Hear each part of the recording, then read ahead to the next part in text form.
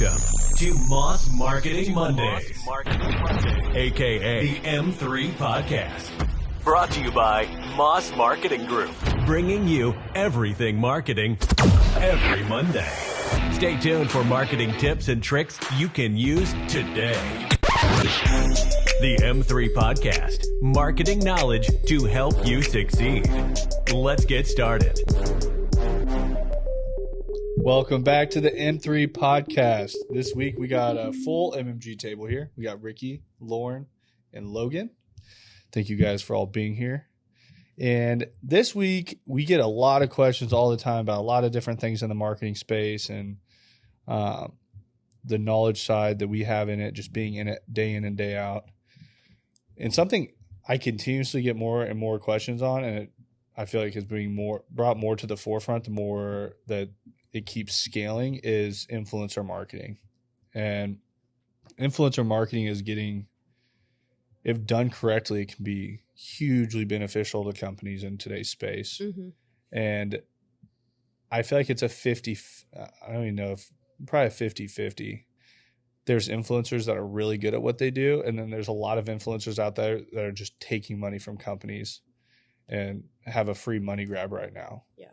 So kind of what we're going to go over today, and some of the things you should look for, some of the things you should check if you are talking to an influencer, if this is a direction that you're looking to do marketing in. You can partner with an agency. We help businesses with partnering with the correct influencers, vetting those influencers. And so that is our topic for today. So what does the influencer space look like in today's world? Man, it is everywhere. Almost any online personality that you're going to follow is some type of sponsor deal or affiliate or ambassador for company XYZ. Normally a few. Sometimes you'll get people that are just an ambassador of one, but basically the idea is that they're going to have like-minded people in their audience that are also going to like the product, that in an ideal world, this influencer really supports, loves the product, not just doing it because they're getting paid. Mm-hmm. So in theory, it's like a win-win solution. Doesn't always work like that, of course. Obviously, people take advantage of it or just kind of sell out, so to speak, and push products that they don't actually either use, or maybe they even openly know the product's not good and they still push it. So there's definitely drawbacks, but I think it's crazy because in my mind, it's kind of the same idea as like commercials used to be, or brand endorsements for athletes. And it was typically only like famous people, athletes who got deals like this from companies. Now, for some reason with social media, we like watching everyday people. You know, the average person can have enough of an audience to where brands see value in that. So it's pretty cool from both sides for that. But there's a lot of value there for companies. With that, I mean, my biggest perspective on it is, as a company, make sure that that person is someone who they're not just getting your stuff out there in front of people. It's in front of your ideal customer persona. It's in front of the people who are actually going to buy your product. Mm-hmm. And I think a lot of times in our space today, I know there's influencers here in Kansas City that there's different levels of influencer too. What is it? Micro influencer that's under like 5,000. Yeah. 5 to 10K. And what are the different levels of it? I don't know, like set Macro influencers are celebrities or individuals with millions of followers. Micro influencers are people with smaller but engaged audiences. And nano influencers are individuals with a few thousand followers, but they have a strong connection with that audience. And that's where I think a lot of times, depending on the business model and the way that a business, what they're offering, can change a lot on what influencers look like. Because if you are selling a product, then that huge influencer with millions of people, the huge nationwide reach, you can go after that person because you can ship product nationwide. But then I see a lot of times you see these influencers posting about things that I was watching it from Brad Castleberry. Do you follow him? No, I don't follow Brad Castleberry. So he's a fitness dude out of LA. He's I know who he is. Something out of LA. Yeah. But it's funny. you used to watch all of his videos and he was like just strictly a fitness guy, and now he has all these like some sort of influencer deal with like the other day. I'm like, is he selling cars? Like what? But it's I like, would probably buy a car from Brad Castleberry. but the funny thing is like he's in LA like walking this lot talking about all these trucks, and I'm like, if you look at his audience, it's all over the country. Mhm. Somebody's not flying all the way to LA to buy a XLT F-150. Mhm.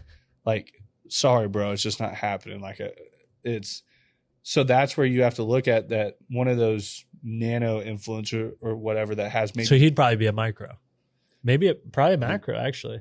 Yeah, Millions. Yeah, he's got yeah. millions of followers. I'd say. When I heard macro, I was automatically comparing it to like The Rock or something like that has like hundreds of millions. Yeah.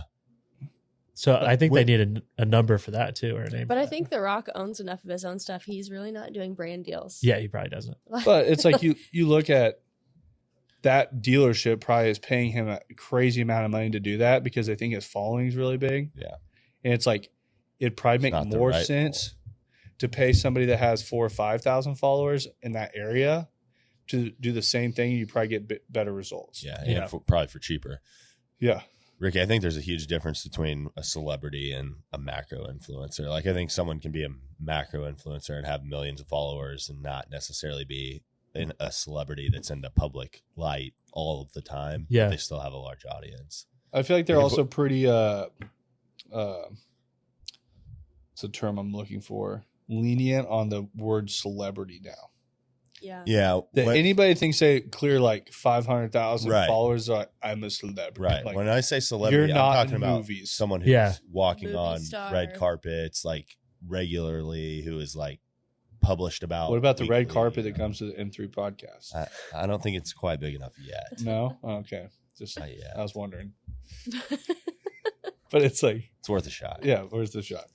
No, but I think that it definitely depends on what your game plan is with those people. And I think so many business owners think that's like influencer marketing is working. Find the person with the most followers and let's see what they cost. And then they get no results. Like, oh, that shit didn't work. Hmm. I also feel like one that sticks out to me in particular is Bucked Up. Bucked Up, anyone on the face of the earth can be a brand ambassador for Bucked Up. One of the South Africans is. Hell yeah. Doesn't surprise me. I can't remember which one, but I saw him post. Like, about I feel like you lose your credibility when you just literally let anyone. So I see kind of two sides of that, and I've talked to you about that as Yeah. well. And there's certainly less credibility with being a bucked up athlete compared to like a first form First form. athlete is a Yeah. perfect example. That's a great example. They're more exclusive with who they bring on, but at the same time, if everybody is an ambassador, then everybody has heard about the company. Yeah. I don't know. They went 0 to pretty big real fast. So I look at it as like, if you're going out and you're trying to compete for the lion's share, Yeah. you have to do something different to go get the lion's share. And most of the time people think of this, look at Gold's Gym, that everyone in the United States knows Gold's Gym. That's just a name that people knew, but it was like Gold's Gym was known for bodybuilders. It was known for a different level of fitness. And then you have Planet Fitness coming out of left field. And they're like, you know what, we're going to put them everywhere. And we're going to make it the cheapest place ever. Mhm. And we're going to bank on people not coming. And then we're going to say all the people that are in shape can't come here. Yeah. And then everyone's like, that's a dumb fucking idea. And then all of a sudden it's like, bam, who owns the lion's share in the fitness space? And it's like for a completely different reason. Yeah. Yeah. But it's like, there's not a human being there's probably more people now that know about Planet Fitness than Gold's Gym. Oh, it has to be. And it's like, but it's a completely different business model that it's not like people are like, yeah, I work out Planet Fitness. So one other brand that sticks out to me, and there's a few supplement brands that have that type of model. You'll notice Redcon One has a ton of, I think maybe they're called ambassadors, and they have a different lingo for their actual athletes, but they're one of the most valuable supplement companies in the nation right now. Mhm. Like they are crushing it, and they did a similar thing at, I would assume, a similar time. Yeah, not like I had a fitness clothing brand company reach out because I had over like 7,500 followers. They're like, Nice. Was, like- was it Young LA? No, I wish. Yeah. He would have took that. I would have taken that. I don't think I'm in good enough shape for them. No, but it was this other brand and they're like, you have $300 credit to start, then you have 25% off, and for anybody you refer, and then you have 75% off everything you want. I was like, oh, that's dope. I ordered all the clothes. I think it's made for people who weigh maybe like optimal, like 100, 125 pounds. So I don't think I was their prime client. Mm-hmm. But I thought it was were like they out of Europe? I think so. Dude, European people are not very big. but it was like, I was like, oh, this is cool. I was like, this is cool. And they sent me all this stuff. And I'm putting it on, and Madison's like, where did you get this stuff? It's skin tight. Yeah, pretty much. So I gave most of it to Dre. But it was like, Does he still wear it? yeah. Is it called Living Peach? Yeah. Yeah. So like when they first started, I was like one of the first, they like reached out to me like really early in Moss Market Group days. I was like, oh, this is cool. I didn't really do anything with that. I made a couple like Instagram posts, and that was about it. But then all of a sudden, out of nowhere, like everybody was ambassadors for him. I'm like, okay, that's not that cool. Use code Dane10 to save 10%. You will need to size up 2 sizes. They don't make a size big enough that fits me. Like what was it? Jed North? What Yeah. was your So I had to deal with Jed North for a while. I think it was $100 or $150 free per month. But that's when I was like, I had maybe 10,000 followers on Instagram. It was pretty niche down to fitness and stuff like that. But I did that for a while. I can't remember what happened, if they cut me off or if they changed the way their program worked. I think they changed the way it worked because wasn't it you got $150 in free clothing every month, and all you had to do was like. I think it was a couple posts. It was pretty. So there were requirements that had to be met, but they weren't very high. But at the same time, like in traditional methods, other than maybe social media marketing, how can you get in front of that many people that cheaply? Yeah. Because I mean, especially with clothes, their cost is probably like $10. Yeah. I feel like I was going to mention that earlier when we were talking about the value where it's at on the influencer level. I feel like for a lot of brands, there's a lot more value in that middle to small influencer realm, because a lot of those guys also undervalue what they're worth. You know, if someone develops an audience with, 50,000, 100,000 people on whatever platform, that's worth at least getting paid some as well on top of the free items of clothing or whatever it is. There's so many of those influencers out there that just do it in trade for what the posts that they're making, but they're not thinking about it from a business perspective. They're not thinking about it as, hey, I can make money doing this. They just think it's really cool that they're getting the free stuff. Mm-hmm. So Some people get it figured out. some people. That was me. I was pretty pumped. I was getting free. I was like, oh man, this is a road. I mean, it's cool. It's definitely cool. Yeah, the first time, and then the Raz people did the same thing, Oh yeah. Did they get you with the just pay shipping ad? which I still don't feel like it was a bad deal. It's really not, but I feel like if they just sent me that same thing all the time, I mean, their email marketing campaign it was legit. is intense. Yeah. Yeah. Props to them. Like shipping was $10. I'm like, Oh, Raise. Is that what you're talking about? Raise. Raise. Raise. is it Raise? Yes. Yeah. Yeah. R I A was like, Z. what the hell? What do I call it, Raz? Raz. Lauren was like, Raise. wait a second, I haven't tried that. No, There- I did it. Yeah, and there were a bunch of upsells. It was a beautiful campaign. Yeah. I would like to see the ROI they had on that. Well, the amount of stuff I got though, they had to have lost, because it was like you could upgrade it at checkout for $20, so that was like $25. And I'm like, I was getting enough energy drinks for what we bought. I was like, okay. So, but for every time that they have a customer like you that they may lose on or probably break even or something like that, somebody's ordering another box. Yeah. Yeah. Well, I got like 3 cases, and I'm sitting there. I'm like, just doing the numbers on the energy drinks. I'm like, that's cheaper than I can buy them at the store. Yeah. But at the same time, what do you think the markup is on energy drinks? Yeah. It's Probably pretty damn pretty good. high. Might be better than clothes. Interesting marketing strategy from them, because they also sponsor race cars for some reason. Really? Yeah. What makes things go fast? Energy drinks. Energy drinks. They don't sponsor very good. race Yes. Wow. cars. Sometimes if I drink enough of them, I run around the house, but I only go left. Hey, you gotta when your budget's small, you gotta bet on the little guys and hope they get good. That's Well, true. The price to get on one of those hoods is still like millions of dollars. Oh, man. For the shitty ones. So Yeah, influencer marketing can work really well though. And the other thing about some of the smaller influencers is they're so niched down that they have more of your target demographic anyways. I was just going to go on the point of the like being niche down in like fitness, for example. It's very easy to be sponsored by a athletic clothing brand or a supplement company. When you get to the influencers that are literally just posting about products like all over the place, that's where the credibility can get a little iffy, because you're like, is this person just posting about this to get a paycheck? Or is this, that's when you start, as a consumer, you start second guessing like the credibility of that influencer and what they're talking about, whether it's true or if they're just seeing dollar signs at that point. And I think that's where influencer marketing can work really well, is if that person's audience trusts that person. Yes. So like if somebody tells people all the time that everything that they use in their life is the greatest, then they don't trust them. Like people have a good, honest feedback of me and tacos because I told Madison that she didn't use enough seasoning. And people said, this is what we're here for, is the honesty. Yeah, man. Yeah. People got to know that they can trust you. Yeah, but it's like in anything, if you're doing that. You had to make up for that one somehow. Easy. If you guys... What was the name of that one? Taco Villa. Taco Villa. You had to make up for Taco Villa. I'll let everyone know on the podcast right now that they were not allowed to rate Taco Villa. They were not going to come after Kansas City like that. I wasn't going to let it happen. Logan's from Excelsior Springs. They're from Clay Center. I wasn't even there. They were all coming from every I don't directions. think my number was put into the average Nobody's score. was. Nobody was. I liked it. It was. I thought Taco Villa was pretty good. I Did you think Taco Villa was better than In a Tub? I'm not an In a Tub fan. Dude, I wasn't there. In a Tub is fire. I wasn't there. All right, we're getting off on a tangent. Yeah, off on tangent. But regardless, that's the only iffy one on there. But besides that, like when influencers are trustworthy to their audience, people will buy from them. Totally. People buy from people that they trust, and that's in anything.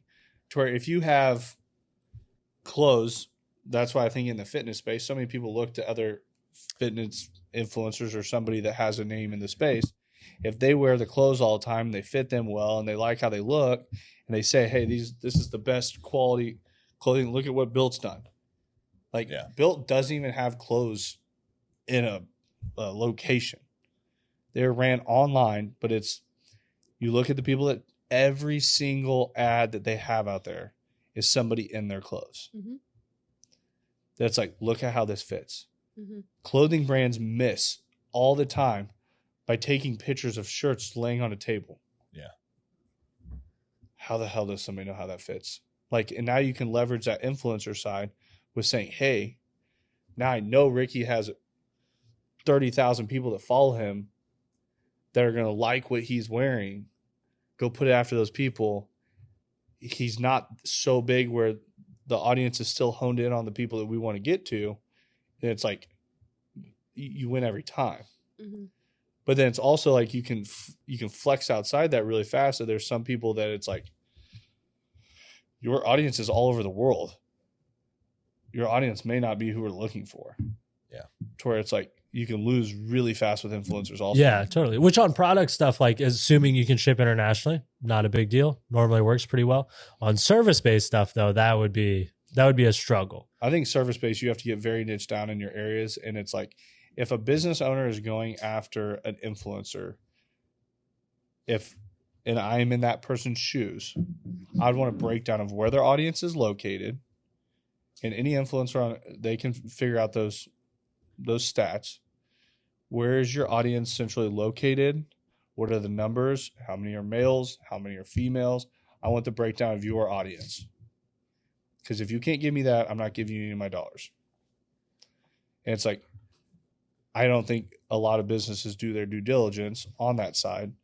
And you have 50% of influencers that have no earthly idea what they're worth. You have 50% of influencers that think they're worth gold. Yeah. And it's like they think that they deserve everything. Mm-hmm. And it's like, I have a buddy that has he's been on the podcast, David. They do men's hygiene line. And he's like, I don't know, what's the nano influencers or whatever? Mm-hmm. He's like, we have 10 times the success with them. Yeah. He goes, these huge influencers, he goes, we'll ship stuff to them and they post about it and we get no sales. Yeah. I would, from like a consumer standpoint, I feel like there's a few people that I started following a few years ago on Instagram or TikTok. And at the time they were what you'd consider a nano influencer. And they told me to freaking buy dirt and put it on my face because it make my acne go away. I would do it. But girls will do that shit. Like girls, like anytime they're talking about skincare stuff. But those people have gotten to the point where they're so big now that I don't like this one girl I follow. She talks about this patch that when you are having like cramps during your time of the month, you put this patch on your stomach and it's gonna take them away. And I'm like, bullshit. Do you think that would help Logan when he's hungry? If so, we'll buy 10. But it's like you just Okay, when they get so big, I don't know if like they just see dollar signs or they just I would assume the numbers get bigger. Yeah. it's like it's as a consumer, that's like the disappointing part, is because you have no trust in that person anymore and what they Which post about. I also feel like it's kind of difficult when in the beginning you're just doing it as kind of a hobby. You're getting some free stuff here and there. It's kind of cool. And then all of a sudden there's probably, we were talking about like the growth paradox in like companies, which I feel like influencers probably hit a growth paradox too. That it's like right there in the middle of like, do you turn this into a business or is this always just going to be kind of a side gig? Like, deal I kind of do for a hobby. I get some extra money here. But then if you throw and you get through that growth paradox and you turn it into like you're going to be an influencer as a job, then you are having to look at the dollars and cents all the time. Yeah. Company over here comes to me and, hey, I love your beer and everything, but you're not paying me enough. I'm not posting it. Now beer number 2 comes to me over here. I'm like, hey, you know what? I don't really like your beer, but I'm going to start drinking it and I'll start showing it off to people, but you're going to pay me a lot of money. Yeah. I got the audience that you're looking for. Yeah. So then it's like, as much as we hate it, money talks in our world. Yeah. You offer one of the influencers extra 10, 20,000 a month to drink this instead of that when it's not as good, but it's still good enough.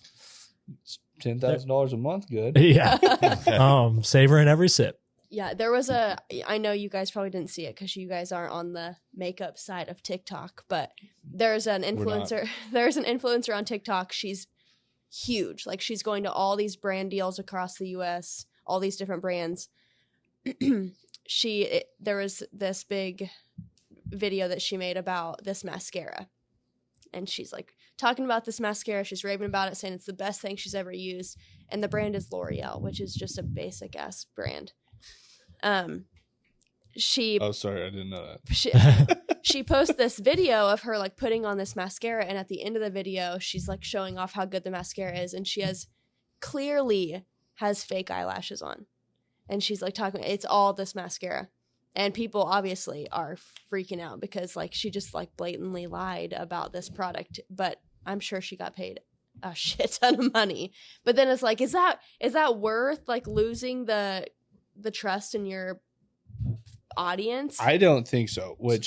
But there's also like, once again, we go, I don't have the makeup reference, but like our beer reference that we were making. Yeah. Somebody puts 2 beers in front of me and one's like, okay. And one's like, I really like this one, but this one's like drinkable. I'll make the deal with this one. Like it is what it is, but it's also like, there are influencers that come out that just flat out lie and like everyone sees it. I also just don't think, I think that's people just not being real smart and not thinking things through. There are a lot of people that struggle with making decisions and thinking about consequences. Yeah. And just because they have a huge social media following does not mean they're good at making decisions. Exactly. Yeah. And there's a lot of people that have very large social media followings that are terrible at making decisions. And so it's like you look at that as that person probably thought like, oh my God, people are going to believe this. And then everyone read right through it. It's like, oh my God, I don't know how. Yeah. So it's I definitely think that there's a weird spot with this high level influencer right now because it has turned into so much. I think we're going to see like a huge influx. Like I feel like we're seeing the influencer marketing influx right now, but I have a feeling it's going to have a huge crash behind it. On the high level, I think that nano level, these smaller localized type influencers will prosper that much more. But I think that those big influencers are going to fall in a level because big corporate companies that are paying influencers are figuring out right now that the big ones aren't the ones that are working. Their audiences aren't targeted well enough. They're so scattered that high level great marketers, understand audiences really, really well. Yeah. Well, and then as the macro influencer stage, if you just continue to do these bullshit campaigns, then you're going to lose the trust in your audience, and then you're not going to have an audience to show that product to. That's what they're running into. Yeah. Right I feel like that's happening all over the place. Yeah. Just one person after another. I feel like there are some outliers in it that are really good, that it's like, I would much rather be the person that, who's the dude that reviews the food? Keith Lee. I have no idea what you're talking about. He's out of Vegas, but he blew up on TikTok. Mm-hmm. Like he just went and reviewed Kevin Hart's restaurant, but he talks about he is blatantly honest. And he just has a monster following, but restaurants will reach out to him like, hey, we're really struggling. We can't get people in, blah, blah, blah. Come check out our food. Like Kevin Hart had him out and he's like, I want you to come out, review my restaurant. He's like, good, bad, and different. Just tell people the truth. And that's the thing is, like, he'll try stuff. He's like, this is great. He's like, or this is bad. And people just very much genuinely respect his say on it. Yeah. But nobody, like, he doesn't get paid by those people to review places. To where it's, but when people give you bad reviews, then you understand that not all their reviews are great. Like that girl in the makeup, probably like every single thing that she's putting on there now, because every video is getting paid for by some brand that wants it out there, that you lose that credibility because nothing's genuine at that point. That's, people followed you in the beginning because you were genuine, and that's what got you there. Mm-hmm. Yeah. Then you lose that side. So I think that plays a huge role in it. Absolutely. Totally. I mean, I see why it happens to them. Like, as volatile as social media is, and if they're at the top, they want to like cash in on it. But then that's pretty much just punching your ticket to get rid of that opportunity. Mm-hmm. Yeah. Yeah, I feel like it's a super fine line, because it depends on the type of content that got you successful in the beginning.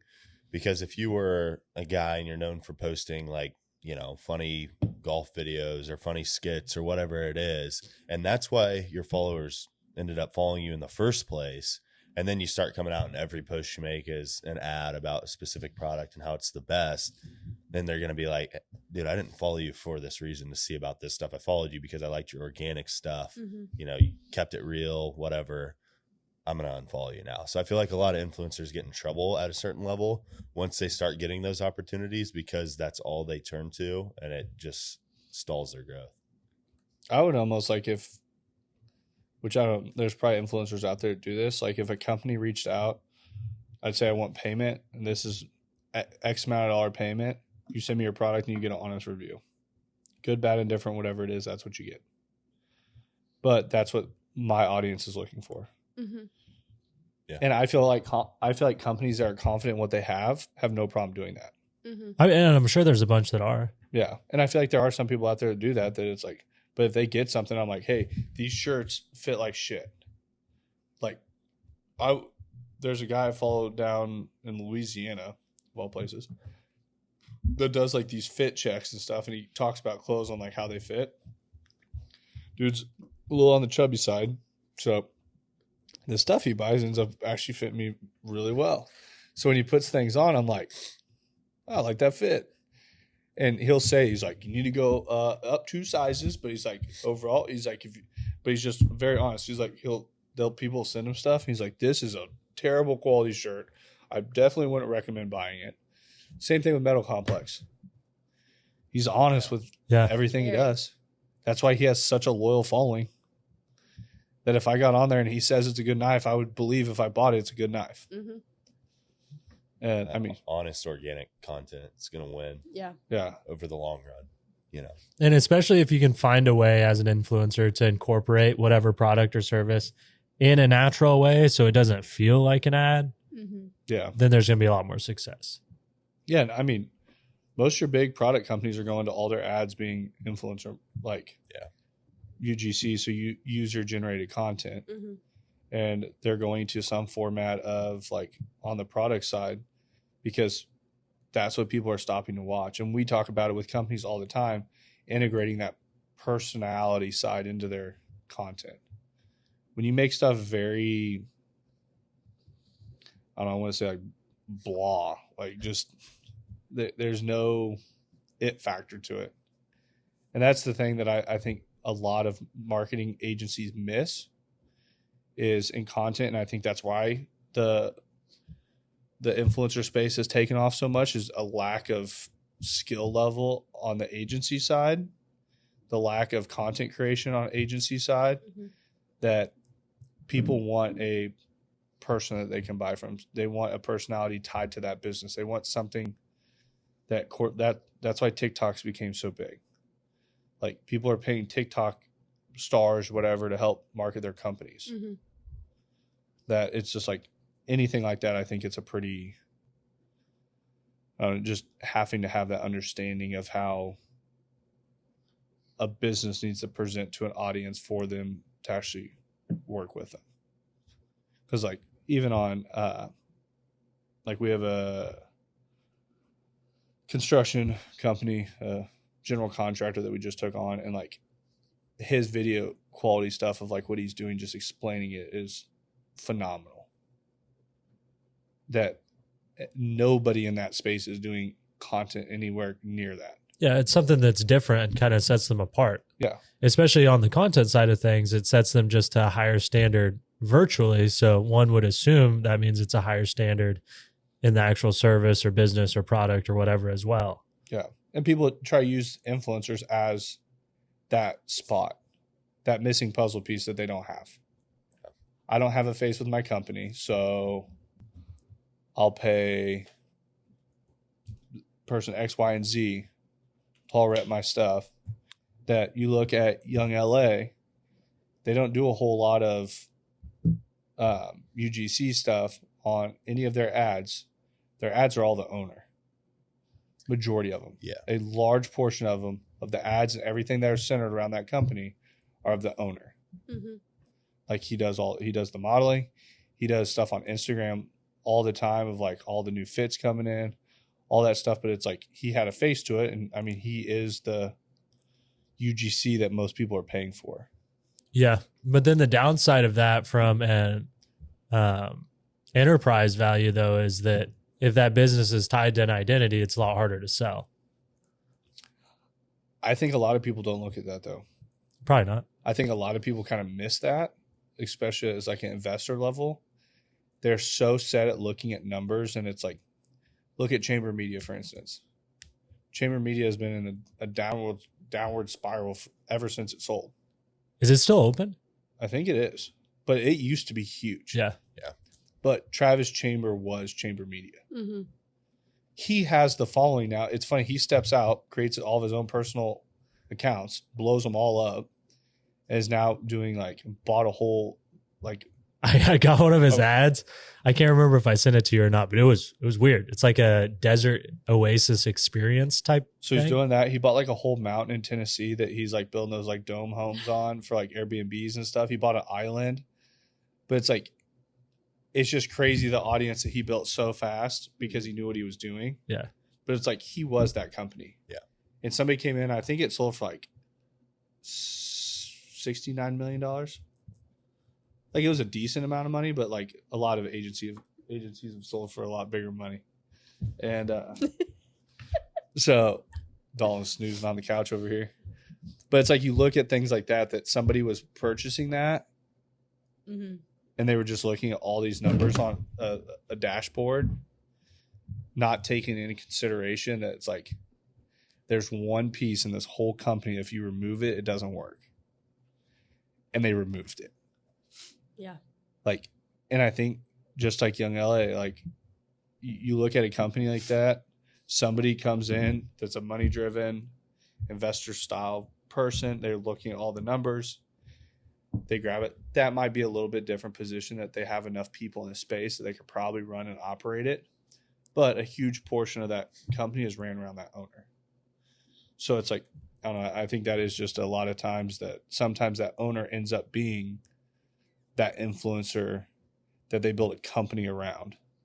I think sometimes people miss that on evaluations from an investor side, that they don't see the value of that person. I think it's dangerous from a company perspective too, when you like just go looking for any content creator with a following to talk about your product, because your brand is then tied to that person. Whatever decisions they make, or whatever, political, religious, or whatever beliefs that they decide to take on, then become somewhat associated with your company. Yeah. That's another thing that has to be taken into consideration, is the integrity, the ethics, the beliefs of the creator that you're working with too. Mm-hmm. I feel like a lot of people don't even go that far into depth. Once again, I think a lot of business owners are looking so much at a surface level of numbers. Yeah. That most of the time it's not making outside if it makes sense on a spreadsheet. Mm-hmm. Yeah. And I think that's just in business as a whole, in marketing as a whole, like everything, people are so set on looking at numbers on a spreadsheet that we've had businesses that we start with that their whole entire business takes off. And then we have a conversation 5 months later and they're talking about a cancellation. You're like, his business is doing great right now, isn't it? Best it's ever been. Best it's ever been. We're looking at trying to cut some costs and everything. I'm like, Trying to make it a little bit better. so you don't think it has anything to do with the marketing? Bro. Now you bring that up, it did kind of start like going up when you guys started. Like, It's just something in the air. yeah. But it's just things like that if you chase a spreadsheet all the time, Mm-hmm. I don't want to say you're always going to fail, because there are people that do win that way. But I'm just going to say it is not going to build the culture. It's not going to build the empire. It's not going to build what other people are. It'll get you by. Mm-hmm. And it's same thing when you're looking at influencers, you're looking at that. Like, there's a lot more factors that go into that than just a number of followers. Oh, yeah. So it's really look at that as a whole. Mm-hmm. And once again, also get proof of what they've done before. Yeah. Yeah. Because a lot of these influencers don't have shit for proof. So it's like, all right, show me if you want that much money, show me the sales from like I've talked with David about him talking to a lot of influencers, and like we've spoke to people that they want XYZ. Where's your proof? I mean, if you prove to me that you're worth it, Mm-hmm. if you can prove it, then game on. If you can't prove it, then we do it every day for marketing. We do it. Business owners do it every day in anything they do. So what's the difference if a influencer is going to run as a business to sell? They're selling a service. Why is their service worth that? So. And I think that's where the affiliate side can come in. So affiliates, when like they get a % of the sale, Mm-hmm. and then that's typically a lot safer play, Yes. because they could either get paid a little bit because they only sold a little bit, or get paid the moon but they sold a lot. Yeah. That's how Amazon does it. Yeah. Not a very high %, but No. They'll give you something. they give you something. Yeah, it's definitely. I think I like the affiliate marketing space. Yeah. I think it's something that is. Once again, I like actions speak louder than words. A lot of people will say that they can sell shit. A lot of people say they can do whatever it is. Your actions of what you do is actually what speaks volumes. Mhm. So it's, I like the affiliate side, and that's if people that know they're really good will take that side, because their win will end up being a lot bigger. Yeah, and there's no cap on it. Exactly. That's what I saw a deal on. I was watching video that there's a girl that did all the videos on the bagel cutter. Mm. There's a bagel cutter that's on Amazon. So it's I've just, seen it. so like everyone has seen it, but it's like one girl that like launched the whole thing. So sales were like non-existent. All of a sudden these bagel cutters were like sold out everywhere. Couldn't get your hands on one because this girl's all of her TikToks went off. She didn't do affiliate links on anything. And they went back and they looked at like the sales, how much they went up on these bagel cutters. Like if she would have just had affiliate links on her TikTok, just her TikTok, they didn't even go off any other platforms. She missed out on like $450,000 in like a month and a half on just affiliate links. That's a bummer. Yikes. But before that, she had like no views on anything. Yeah. So it's like, Could you imagine if she did use an affiliate link, was completely irrelevant in the terms of social media numbers and stuff, just loves this bagel cutter and then just gets this huge check for $450,000. That would be awesome. I think that's almost as lucky as winning a scratcher. Oh, totally. But I agree. anything else on affiliate marketing, influencer marketing? I feel like we covered a lot of it. What people should be looking for, different types of. Do you have any more bullets that you had down over there, Lauren? Let's see. Like this pretty much just went on, like we touched on the type of influencers, benefits of using influencer marketing. Obviously that person has the audience and the trust of their audience. Finding the right influencers, we hit on that a little bit. Collaboration and compensation, and then measuring success, just like evaluating the effectiveness of influencer marketing campaigns. Brands can track key performances, KPIs, such as reach, engagement, clicks, conversions, ROI, Which that type of thing. that's any form of marketing you do. You need to keep an eye on your KPIs of what Yeah. you're doing, and if you're not doing that, then you're failing at marketing as a whole. Yeah. Or you're just guessing. And that's, you have to track where your business is coming from. Mhm. And always, out of 100+ companies we work with, I feel like the biggest failure I see in most companies is actually tracking where business comes from. Mhm. That it is, I don't see it being that hard of a deal. Like if you really break it down and you just ask people. Where'd you hear But- about us? That's like if somebody reaches out to us that I don't know, I go, great, how did you hear about us? Mm-hmm. That is the extent that you have to ask them. They're going to say, oh, I know so-and-so, and they told us to come to you. Great, it's a referral. Oh, I was on Facebook and I saw your guys' ad. Great, it's a Facebook lead. Mm-hmm. I followed you guys on Instagram, blah, blah, and I feel like I finally need to reach out. All right, great. Pretty easy to find out where people come from. Yeah. Yeah. One question. Yeah. And car business, absolutely terrible at it. You go walk into any dealership in a 500-mile radius of here, and you go and you look at their leads over the last month, and most of them are going to have internet leads. Oh, the internet. That's a pretty broad. The internet. Oh, cool. Are we in like, what, 97? Like, bro, they found us on the computer. Like, so just tracking your business is Mhm. always huge. I'm a huge stickler on that. I have been for a long time, but it makes it to where your KPIs are very easily trackable. Makes it so you can keep track of your ROI, know where your dollars need to be spent, where you need to scale up more, everything like that. So always keep an eye on that if you're going to do influencer marketing. If you have any questions about influencer marketing, feel free to reach out to us.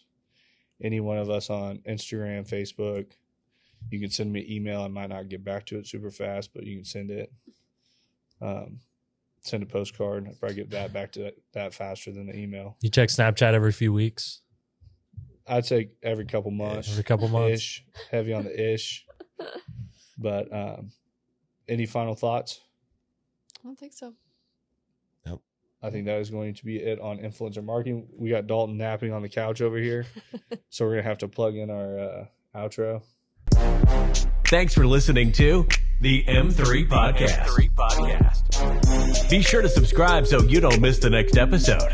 Want to learn more? Check us out on Instagram at Moss Marketing Group, on Facebook at Moss Marketing 58, or on our website at mossmarketinggroup.com.